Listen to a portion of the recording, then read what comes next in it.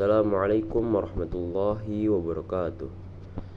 Innal hamdalillah nahmaduhu wa nasta'inuhu wa nastaghfiruh wa na'udzu billahi min syururi anfusina wa min sayyiati a'malina.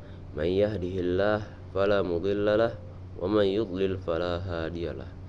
Asyhadu an la ilaha illallah wahdahu la syarikalah wa asyhadu anna Muhammadan abduhu wa rasuluh. Amma ba'du. Perkenalkan, nama saya Abdurrahman Hisham dengan NIM 2510101047.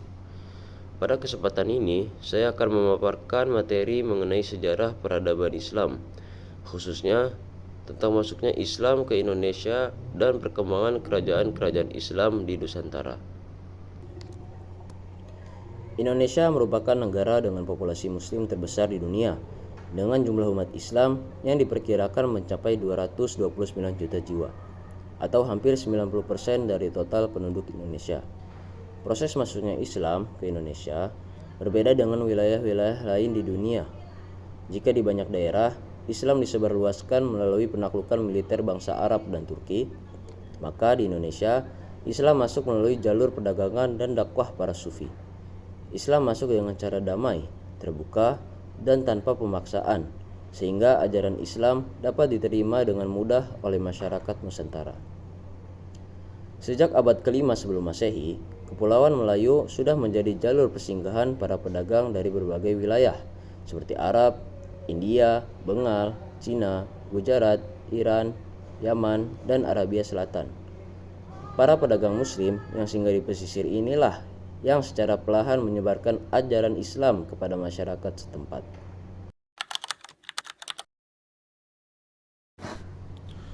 Perkembangan Islam di Nusantara berlangsung secara bertahap.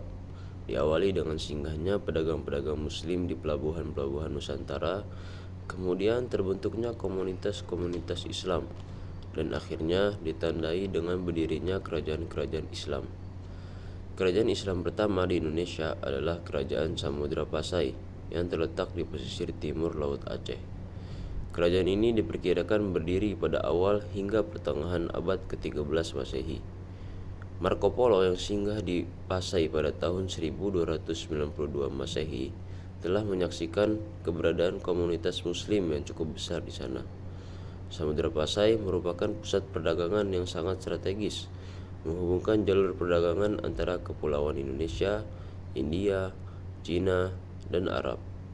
Kerajaan ini diperintah oleh 12 sultan, mulai dari Sultan Malik al-Saleh hingga Zain al-Abidin, sebelum akhirnya jatuh ke tangan Portugis pada tahun 1522 dan kemudian dianeksasi oleh Kesultanan Aceh Darussalam pada tahun 1524.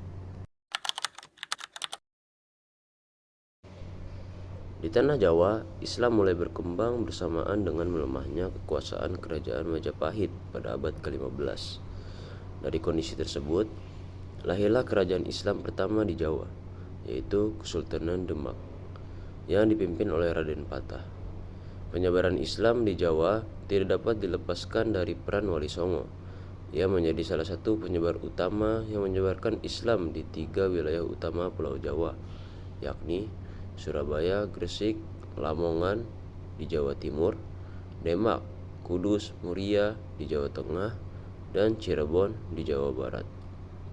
Salah satu tokoh yang paling berpengaruh adalah Sunan Ampel yang mendirikan pesantren di Ampel, Denta.